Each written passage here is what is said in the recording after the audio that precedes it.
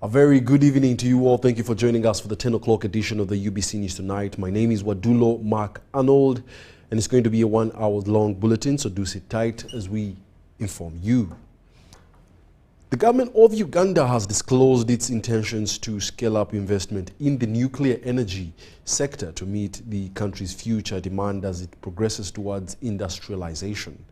While commissioning the Arua 132 kV/33 kV substation, the Vice President, Major Jessica Alupo, emphasized the need for bulk electricity to support the government's prospective project aimed at transforming lives.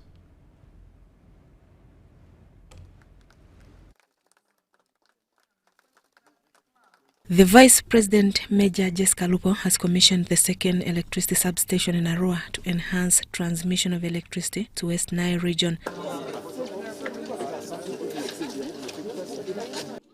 Electricity will not be adequate for the manufacturing industries at that time. Therefore, government is scaling up investments in new generation capacity because of the increasing industrialization. Uganda is in the preliminary stages of developing its nuclear energy program. We need nuclear energy for peaceful application in health, trade, agriculture, and power generation. The substation is part of the Kole Gulu Nebi Arua 289-kilometer transmission line which connects the West Nile region to the national electricity transmission grid. The project is expected to further facilitate power trade in the region. Our neighboring countries which are faced with power constraints, the DRC and South Sudan, this line will provide opportunities for power trade and also strengthen regional integration. The Uganda Electricity Transmission Company Limited and the World Bank are the major implementers of this project, which has cost government $100 million. The two transformers, each with capacity of 40 MVA, have been installed. This project will boost socio-economic growth in the region, enhancing industrial growth, both small scale and large scale, agricultural modernization, and improvement in provision of public services. The 132 kV Kole Gulu Nebi and Arua transmission will reinforce the power supply in West Nile and northern Uganda, connect West Nile to the national grid, and is also pivotal as UETCL prepares for regional interconnection through the East African Power Pool. The government is also set to accelerate projects aimed at connecting last-mile power consumers as well as improving wealth creation initiatives to balance power supply and demand. Today, government has made it easier for us, one, to attract processing plants, to attract industries, and these industries will create jobs for our people. Have come and formed an already established policy of electricity connectivity. The policy of connecting all district headquarters. When you are a baby district, you are assured that that district is going to be connected because it is our policy. The West Nile community has commended government for fulfilling its commitment and has requested for further support to extend power to remote districts to boost factors of production and value addition in the region. Do our sub-counties have electricity? Do our health center 4s have electricity? Do our health center 3s have electricity? Do our secondary schools and primary schools have electricity? Do the social centers, like trading centers, have electricity? Districts like Obongi will have to wait a bit longer as government secures funding for power extension. Must have a backbone there within. But for Obongi, where they don't have any pole, how can you benefit on a short connection? So we have to establish the network first, and then we can use part of this to do short, entrances into Obongi. The 132 kV/33 kV infrastructure commissioned will evacuate power from the generation plants of Karuma, Agago, Achua, Nyagak 1 and 3 to meet the region's unserved demands. Story compiled by Nasil Luwama for UBC News. First Lady and Minister of Education and Sports Janet Museveni has urged people to document their stories to serve as examples for the younger generation, guiding them on what is good and bad. While launching a book titled The Heart Unrequited by Ngana Bisangwa at Serena Hotel in Kampala, Janet Museveni emphasized that if adults do not take action now, their children will be left with absurd writings as their only point of reference. More details in this report. 3, 2, 1. Congratulations, attributes. The Executive Director of the Organization of African First Ladies Against HIV and AIDS, Ngana Bisangwa, has authored a book titled The Heart Unrequited, which is a collection of her diverse life experiences. She identifies with the main character, Olivia, sharing her personal journey of growing up without adequate preparation. In the book, Ngana reflects on her journey of self-discovery and questions whether getting married and having children was the right path for her. Culmination of all those things, the nice experiences, the good experiences of falling in love, and then, the good life, you're driving your car to work, you're taking your children to school, and then along the way, you begin to ask yourself, is this it? Is this it? And then you can't even, name the emotion you're going through. You cannot define the confusion you're having. And then that search leads you to begin to get answers. And if you want to know some of the answers I found, read the book. Absolutely. The First Lady and Minister for Education and Sports, Ms. Janet Museveni, praised this masterpiece, saying it would impact both young people and married couples. She challenged adults to document their own stories, highlighting the importance of recording both good and bad experiences. Therefore, you can see what can happen to young people and young marriages in this increasingly difficult world if there is no right places to find right answers. That is the reason this book that I'm launching today is truly a blessing in our society as we become open to a reading culture. Much as we criticize the poor culture of reading in our society, unless we write literature that is edifying, what do we expect our young people to be reading?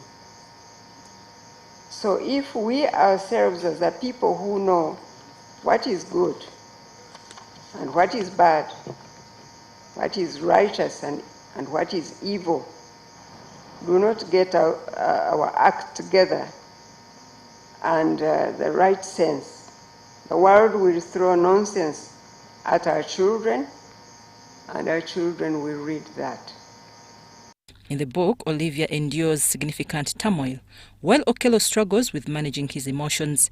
Ngana underscores the importance of demystifying pain, sadness, sorrow, and grief. That if we are going to make a difference, we need to become students. It doesn't matter to what, because you can't teach what you don't know. And for me, that's what I have decided. And the more I understand them, the more I gain authority to speak into their lives, because then you're talking from a point of understanding. Absolutely. The book also highlights the abundance of counselors available for marriages in distress and offers potential solutions for struggling couples. Immediate former Vice Chancellor, Uganda Christian University, Reverend Canon Dr. John Senyonyi, explained that a successful marriage is built on a give and take philosophy, emphasizing love that continuously gives without ceasing. As we see in this book, even beauty and all the other things that we cherish is not what makes a marriage. The thing that comes through the book, and that I believe very strongly, is that hope for your marriage, hope for my marriage, is in the author. It's a very simple thing. The manufacturer knows best. Who started marriage? Friends, divine love is primarily a commitment to give. And marriage gives us the best example of how to walk in marriage with love. I'm Nafka Farida and Daniel Ogemwa in Kampala.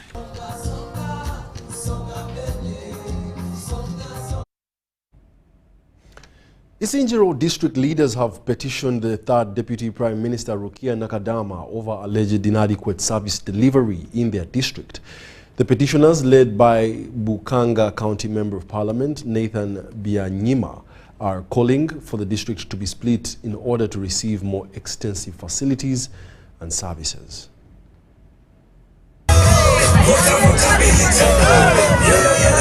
Isingo District leaders are seeking for the split of the district in order to get more services from the central government. The petition was presented during Isingo District's belated Women's Day celebrations held at Chibona Boys Primary School playground in Birere sub-county.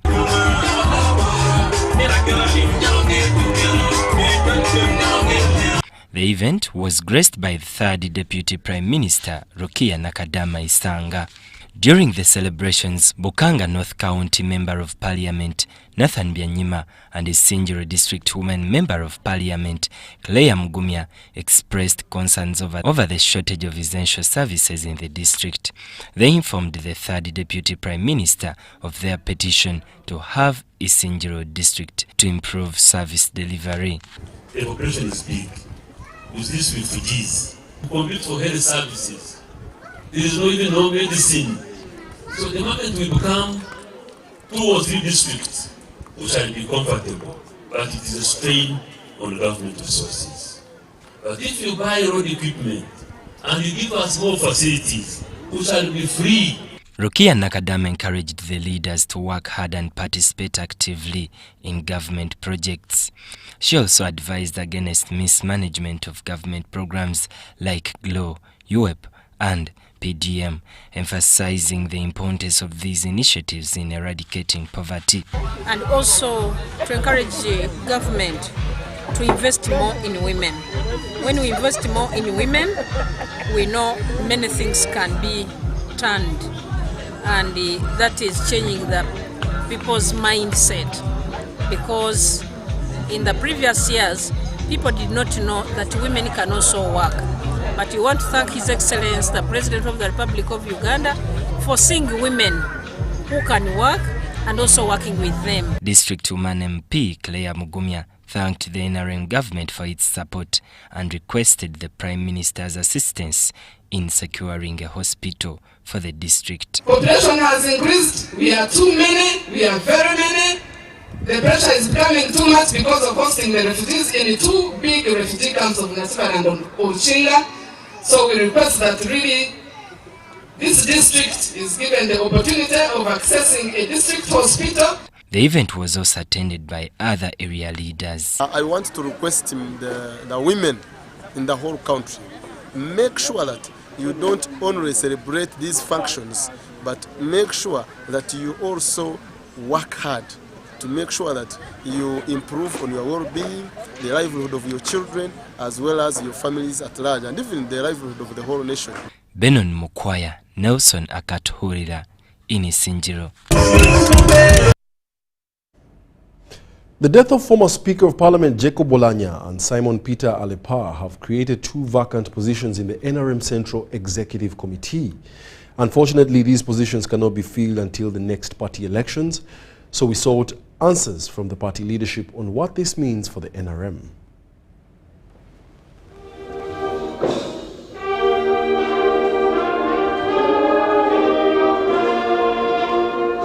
At the time of his death in 2022, Jacob Oulanyah held 3 political positions. I, Jacob Lokori Oulanyah, Member of Parliament for Omoro County, NRM National Vice Chairperson for Northern Uganda, and Speaker of Parliament. I, Jacob Lokori Oulanyah, swear in the name of the Almighty God. 2 of these positions have since been filled. His son now serves as MP for Omoro County, and his deputy took over as Speaker of Parliament. However, the position of NRM National Vice Chairperson for Northern Uganda on the Central Executive Committee remains vacant. And we did decide that the filling of the position will happen when we do the general election for structures of NRM, which will be done next year, 2025. So that's when that position will be filled. As the country was coming to terms with this situation, another tragedy struck. A recent road accident on the Mbale-Tirinyi-Iganga Highway claimed the life of Simon Peter Alepe, creating another leadership vacuum in the NRM for Karamoja sub-region. This is a very deep loss for us. You remember we had lost our regional vice chairman for Northern Uganda, Honorable Jacob Oulanyah. Now this is the second regional vice chairman dying. And as a party, we are mourning and we feel saddened about this loss. So we shall communicate to the public the arrangements which would come after this. Unfortunately, there is no provision for replacing these positions until the next party delegates conference. Their tenure ends on 20th August 2025. All of them. Now, the reasoning in the SEC was that we cannot have sporadic elections. Because if you went into SEC to replace the Right Honorable Oulanyah, would you replace him for 2 years remaining? Or would you have a person coming in for 5 years? So I think in the wisdom of the chairman of SEC, it was agreed that we hold on and we have the election once. This explanation is echoed by Dr. Chris Bariomunsi, another SEC member. But even when we are leaders from other regions, we also take into consideration the concerns of Northern Uganda. So there hasn't been a gap per se in terms of representation. So we may not have a quick election for Karamoja unless advised. As Electoral Commission of the party, we wait for the guidance of the chairman of SEC and what SEC will have resolved. But I know that SEC resolved then that we keep those positions and we can always replace them when elections are held. Where does this leave NRM members whose regions are now unrepresented in the Central Executive Committee?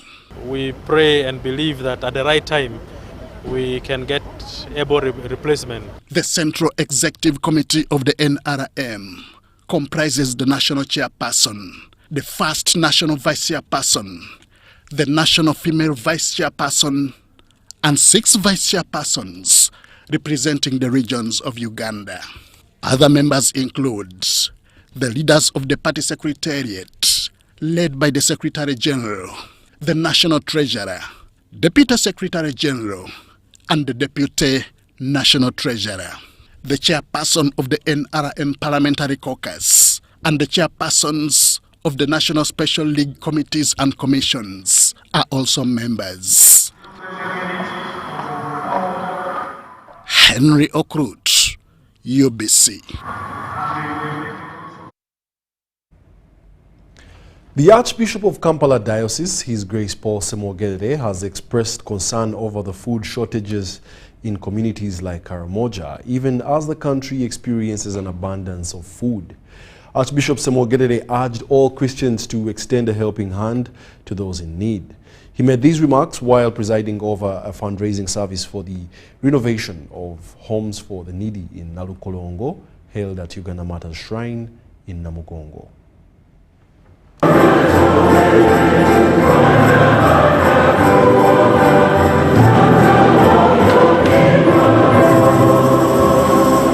The Archbishop of Kampala Archdiocese, His Grace Right Reverend Paul Semogere, has launched a fundraising campaign dubbed the SAF Fund, aimed at raising 4 billion shillings for the renovation of the home for the disadvantaged in Nalukolongo, Rubaga Division. This year, we shall be using SAF to uplift or repair Nalukolongo Bakateyamba home. This is a home that houses the elderly that cannot support themselves. Those who are helpless, especially what the Archbishop has started on, SAFU, we are all coming together to ensure that we support those people. The little that you give is what makes a life of another. You have heard, the least you can give is 2,000. During the fundraising event at the Uganda Matters Shrine in Namugongo, His Grace Paul Semogere urged Christians to support the initiative and encouraged them to live God-fearing lives.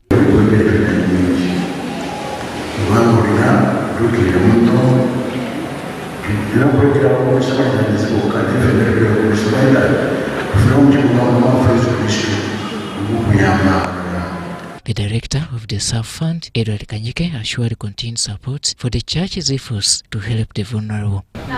Let us join hands and we help our elderly under the Bakateyamba home.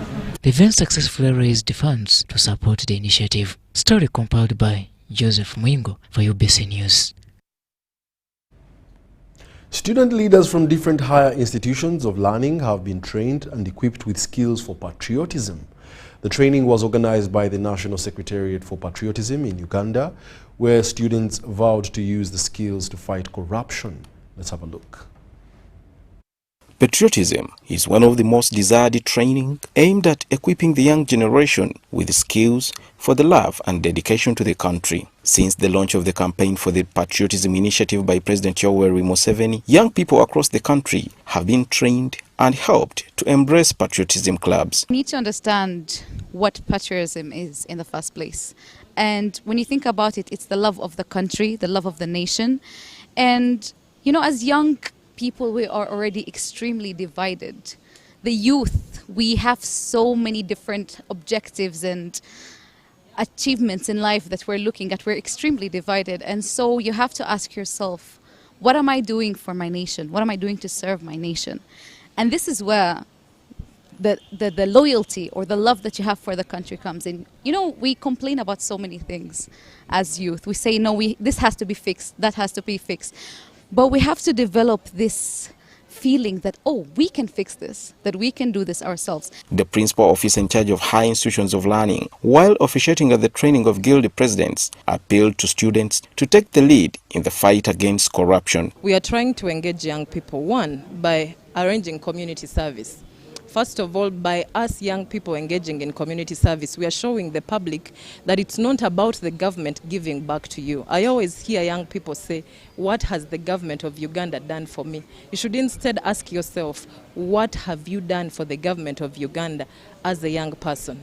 As young people, we shouldn't engage in sectarianism. This is what we are preaching as patriots. You are a Ugandan before you are a Munyankole. You are a Ugandan before you are a Muganda. You are a Ugandan before you are a Catholic or a Muslim or an Adventist. Let us prioritize being Ugandans first before any other thing that comes secondary. The principal also reiterated the need for continuous training in high institutions of learning, especially among students' leaders. Emma Okubu and Praise Chiemba, both students' leaders, have vowed to use the training acquired to fight corruption. Ideology of mentorship, ideology of patriotism can be centered into their mind. looking at love for the country, and also looking at what is trending right now. How do we curb the vice of corruption? And that's what we are looking at. There are very many ways on how we can fight this corruption. But as student leaders, it's prudent that we look at training, we look at this mentorship, we look at this close cooperation with the leaders of the country. Because we need to look at the country in 50 years from now. How are we going to leave this country for our grandchildren or the next generation? Are we going to leave it in status? Are we going to leave it in shambles? If we only leave this country in a peaceful way or in an organized way, we need to start now by loving ourselves, loving one another, and keeping the norms of the country. The trainings for patriotism is aimed at helping young people to have love for their country. Mike Bakabulindi for UBC. Private school owners have called on the government to subsidize the cost of study materials and equipment to aid the implementation of the new lower secondary school curriculum.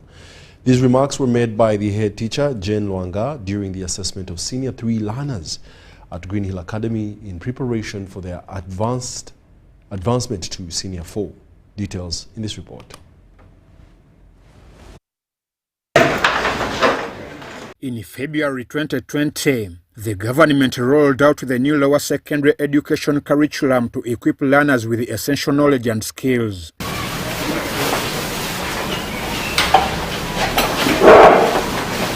Designed by the National Curriculum Development Center, the new pedagogy included adjustments in the teaching subjects for the lower secondary, aiming to provide 21st century students with hands-on skills such as creativity, communication, information literacy, ICT, among others. Most of the people outside there think hands-on skills are for failures or could be for failures, but gone are the days where people are living now behind or are having only one employment opportunity. However, the revised plan was temporarily halted by Parliament to allow the government and other stakeholders to address anticipated challenges.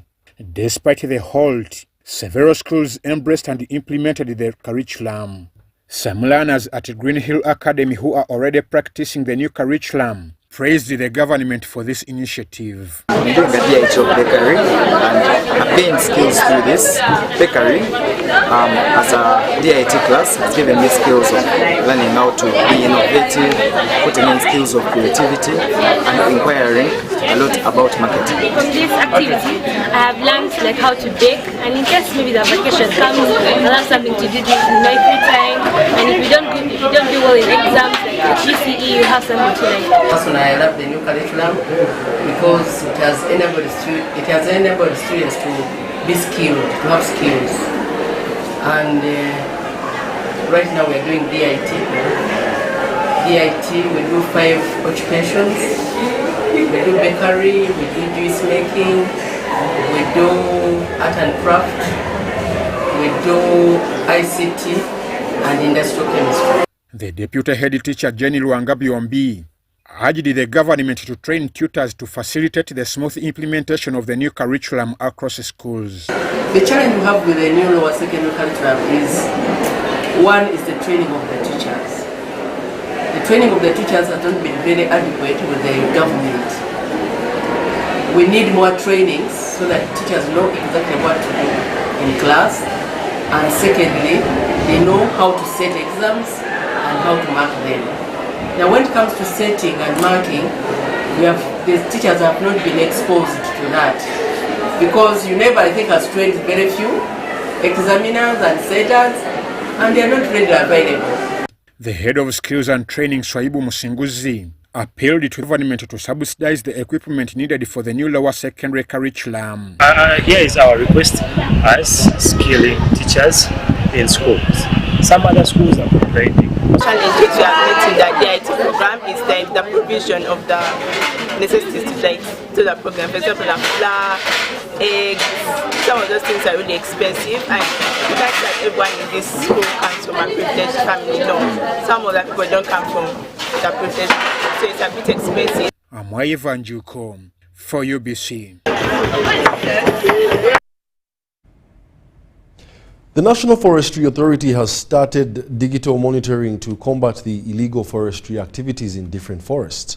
With support from Total Energies under the Tilenga project, the obligation starts with Budongo Forest Reserve and Murchison Falls National Park that are around the oil activities. The National Forest Authority is currently implementing the spatial monitoring and reporting tool, SMART, which enables comprehensive monitoring of forestry activities. The tool facilitates data capture and reporting, with collected data sent to NFA server for further analysis before subsequent deployments.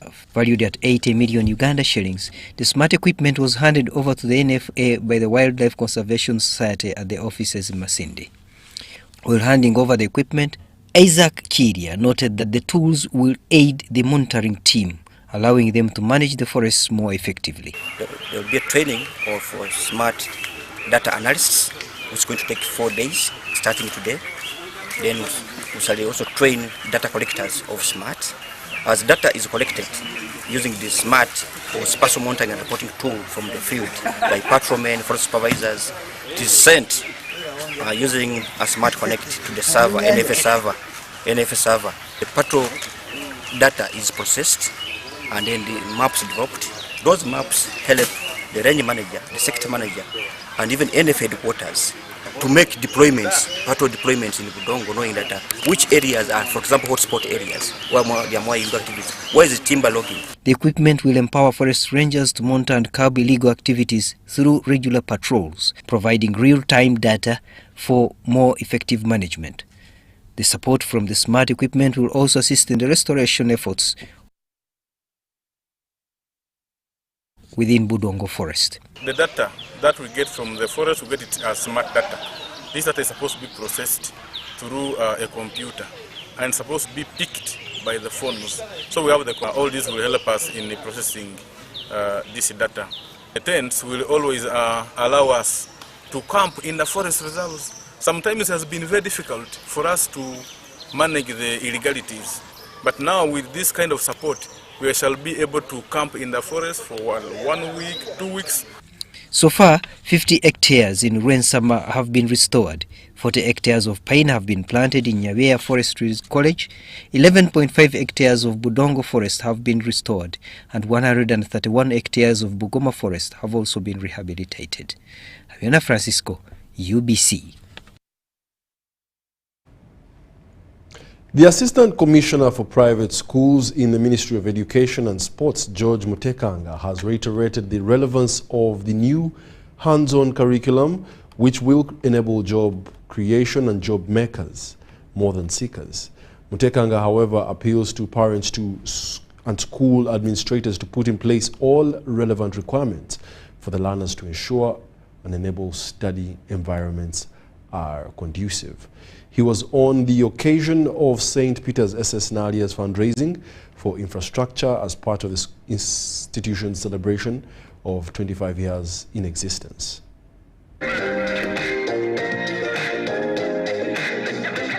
Coming and identify talents. You saw the poem they talked about was about talent. They are trying to tell us, the teachers, that let us identify the talent in our children. And it is this talent that I've admired, because you could see our children expressing themselves. You could see our children expressing in terms of they are able to show, they were able to exhibit in the form of an entertainment. Now, it is this entertainment that we want to promote and encourage as government, because we have 4 main undertakings. The major ones are: we need to promote agriculture, we need to promote tourism, we need to promote the service sector, we need to promote ICT and oil and gas. So the basics that we have today that are hands-on, with the ever-rising population, with the high unemployment of educated young men and boys, instead of flying out of the country to look for jobs, can they stay and come up with and become form of clubs that can entertain our people? Uganda is a hospitable country. We attract so many people who come here daily in and out, but how do we attract them to stay? So by putting in place these exhibitions, to me is very good work, good done. So the overview of our current event is to raise money to build a multi-purpose hall at St. Peter's, Nalia. Our current hope is that we can reach to 1.8 billion, but it's not really a solid number.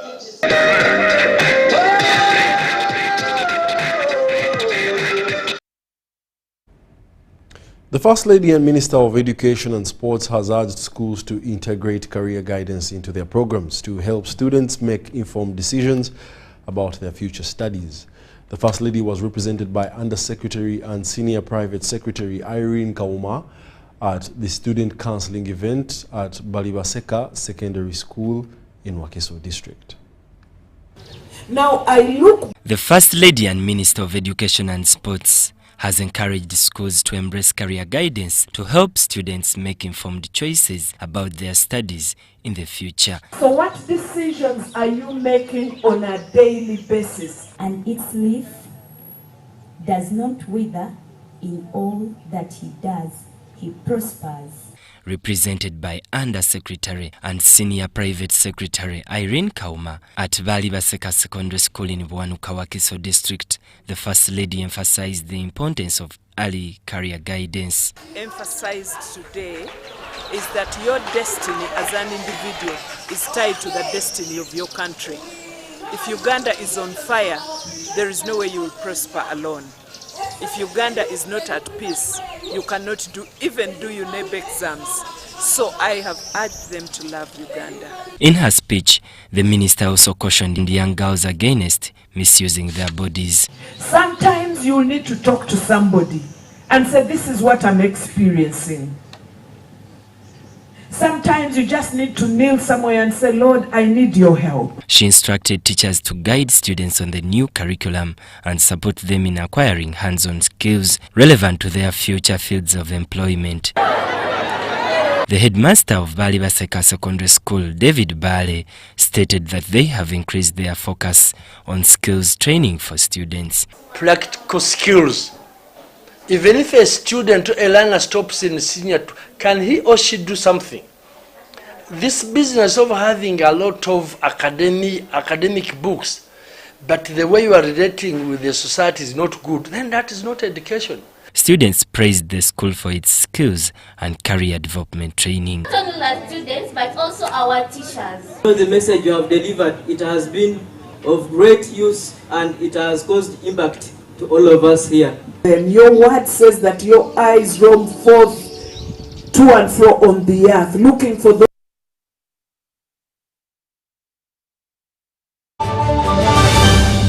MTN! Tusako Hajaruna Mbiru live in concert Friday nga mwenda August. Hajaruna Mbiru huyo!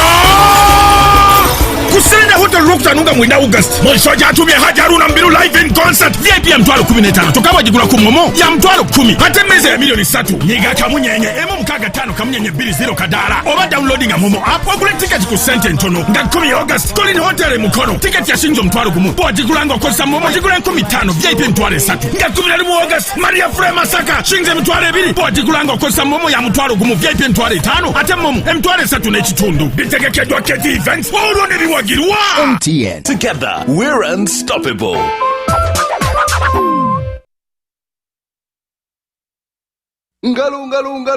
It's true what people say, that when I wash and you wash your hands with soap, we'll have less infections as Ugandans. After all, it's hands that handle money. It's hands that feed us. Hands that prepare soil for farming. Hands that we use to learn. And hands that we use for fun. When I wash and you wash, it means clean hands for all. So, wash your hands with soap and clean water regularly to keep away infections and disease-causing germs. This message is from the National Hand Washing Secretariat with support from UNICEF. You used to tell me that I don't make you happy. All that time you would be complaining. I'll call you every day, yeah yo, baby don't know. You can now get all the chibuzi out with MTN voice bundles. Call all networks Kubei Dondoro. Buy a 25-minute voice bundle for only 1,000 or buy any daily voice bundle of your choice. Dial *100 *21 hash and select daily or use the My MTN app. When we talk together, we are unstoppable.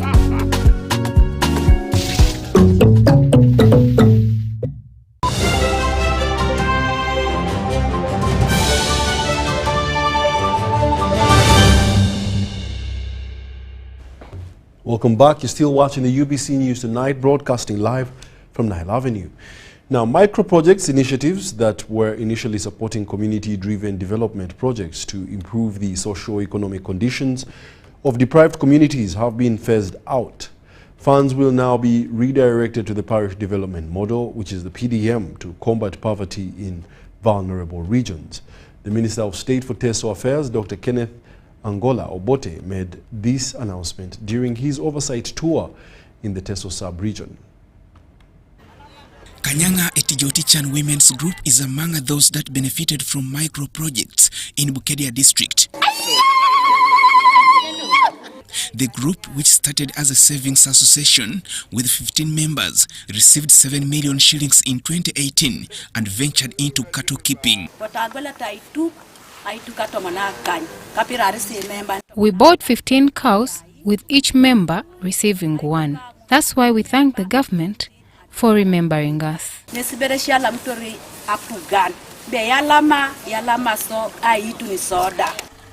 project, which has grown from 15 to 45 cows, has fostered self-reliance among the women, enabling them to afford basic needs.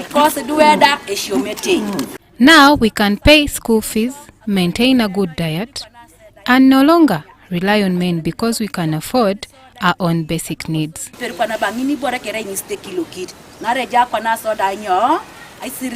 Although government projects often take time to bear fruits, this group's patience and trust allowed them to achieve their goals. People used to laugh at me. They said, "Oh, you are wasting your time, you are doing nothing, so you have nothing to do." But I was like, it's okay. By the time came, I received my cow. So far, I have 4 cows, but I'm waiting for, by the end of this year, there will be 5. Despite the success stories registered over the 5 years of the micro-projects, government has decided to phase them out in favor of supporting the PDM. Of course, now that we have PDM, this may seem like a duplication of what PDM is already doing. So most of these programs are being phased out, and the beneficiaries are being advised that the best place to go now is PDM. But also beneficiaries from our groups, for example, can benefit from PDM. They are not stopped from benefiting from PDM. So overall, I am satisfied with what I have seen. Minister of State for Teso Affairs Dr. Kenneth Ongalo Obote revealed the changes during his oversight tour in Teso sub-region, where 3 districts received the last bunch of funds. Joseph Oko, UBC.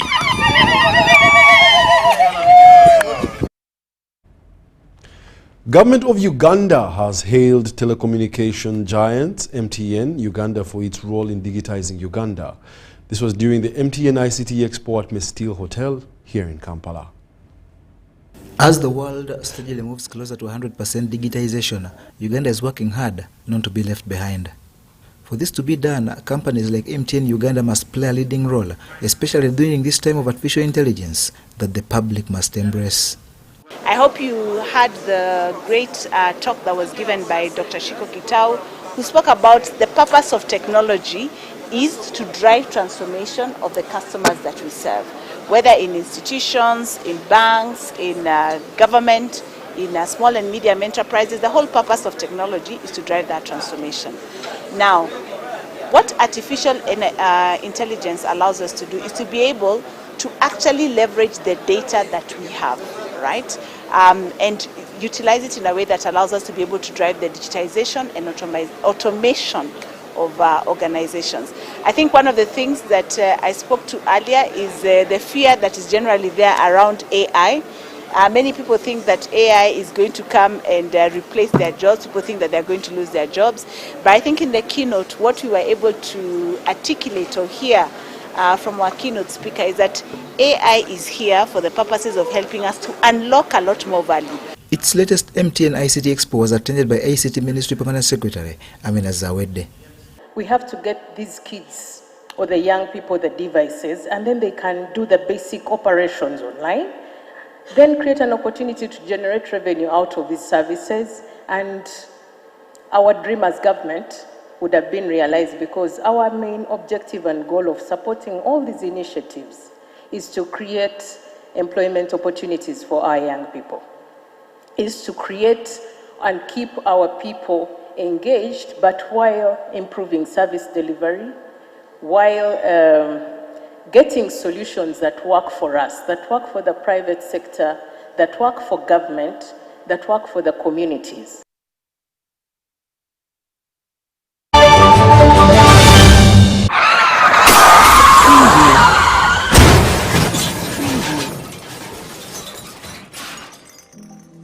Shocking statistics on road crashes in Uganda show that there were over 23,608 road accidents in a single year, 2023. This highlights an increase of 16% compared to the previous year.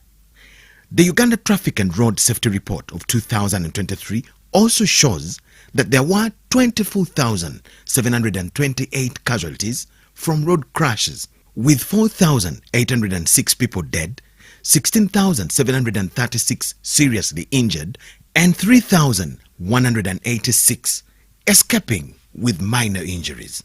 The rampant increase in the number of road crashes and casualties in Uganda is seriously alarming. According to Uganda Police Traffic Report, 80% of road crashes in Uganda are as a result of speeding, reckless driving, and violation of traffic rules and regulations. Your life and that of other road users matters. Every life taken or injured in a road crash is an emotional loss to a family, resource loss to a business, development contribution loss to a community, and a socio-economic loss to the nation.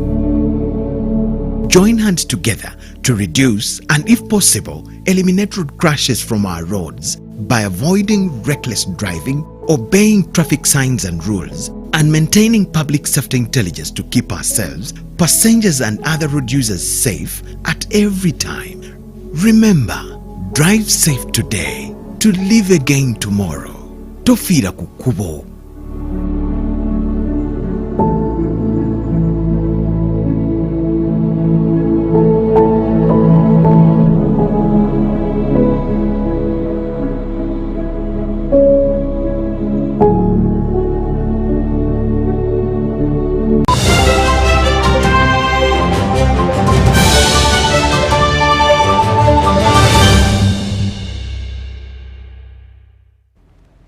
Welcome back. It's now time for the sports news. Uganda's latest Olympian, Charles Kajimu, has lauded the government of Uganda for its investment in sports, especially his bike at the Olympics. Kajimu rode the 272-kilometer road race and finished 77 out of 90 riders, but is proud of his achievements for finer details that sport emphasizes, especially at this level of the Olympics. He became the first Ugandan cyclist to complete the road race at the Olympics after a didn't finish tag on the two riders Ernest Bule and Maharud Mukasa in 1984. The longest road race I've ever competed in, and it's actually the second longest race in the road race in the world. And it's actually more tougher than even the longest race. So yeah, but for me, thinking about how much sacrifices I've put in and how much other people have really supported me, and the faith a lot of people have in me, that's something that really enabled me to keep pushing and to be motivated to finish the race. And also thinking about the history of cycling here at the Olympics, that's also something I wanted to to erase. I wanted to erase that DNF because a DNF is always something you never want to have on your name, and yeah, it just you never have a sense of satisfaction at the end. And yeah, for me, after crossing the finish line, I just felt really relieved, and yeah, I really feel happy regardless of the position. The Commissioner for Private Schools at the Ministry of Education and Sports, Dr. John Mutanga, has called on schools to provide opportunities for talent development. Highlighting Joshua Cheptegei's recent Olympic success, Dr. Mutanga stressed the importance of incorporating co-curricular activities into daily learning.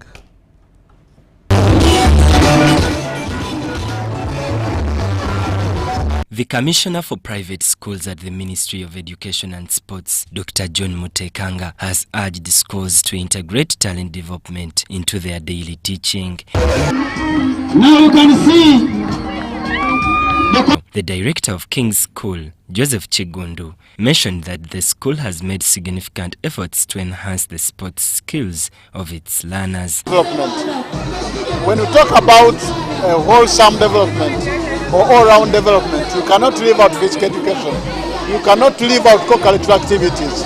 You cannot leave out programs like sports. So these parents need just to be guided. They need to be talked to. We need a conversation with them. They need to appreciate what it takes to how to give and to be able to provide all-round education. Benon Mokwaya, Richard Chirembeka, UBC News.